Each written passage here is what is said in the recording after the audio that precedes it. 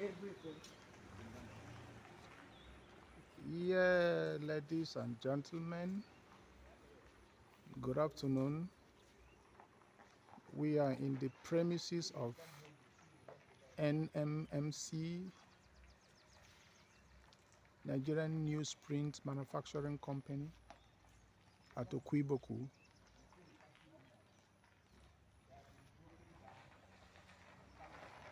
This building is the administrative unit of the company. As you can see, it has been completely broken down. Everything ripped off. It's only the concrete cast that is standing. The whole of this environment has been cleared. This is where the main factory was, and as you can see, it is just bare land. There is absolutely nothing that is left. It's just an expanse of land, absolutely nothing that is left. There are 140 hectares of land here. 140 hectares of land covered here. The factory and the estate. I don't know what is remaining in the estate, but this is where we are. So right now, sir, there is no form of activity here. It's dead. Okay, there's activity. You can see the grass growing. So the grass is growing.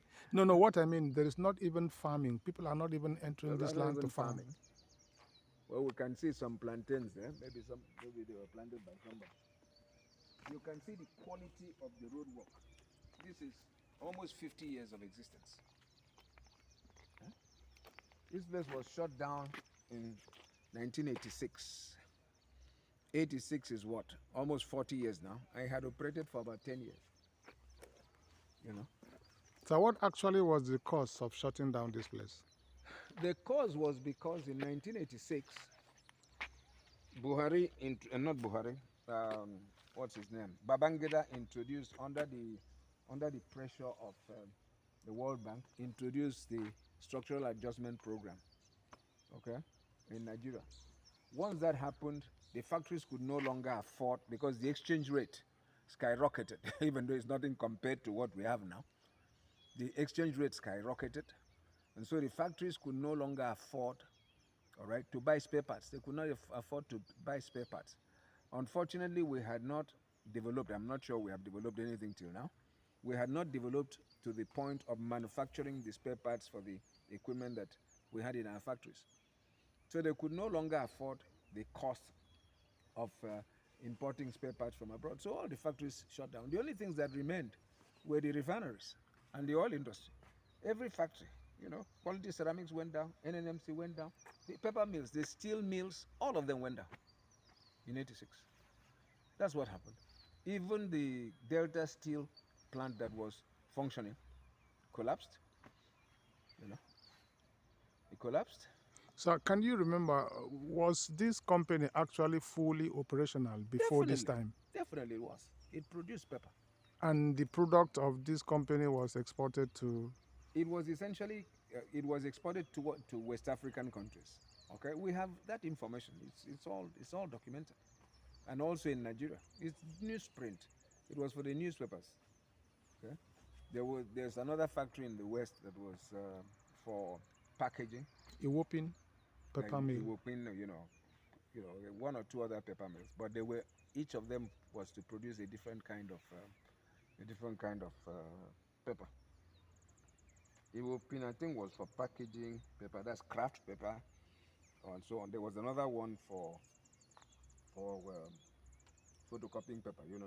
There was one at Jeba. Yes, okay. One of them was Kwara State. So this is where we are. It's a terrible situation. All right, sir. Being one of maybe you should record that. Being one of the foremost,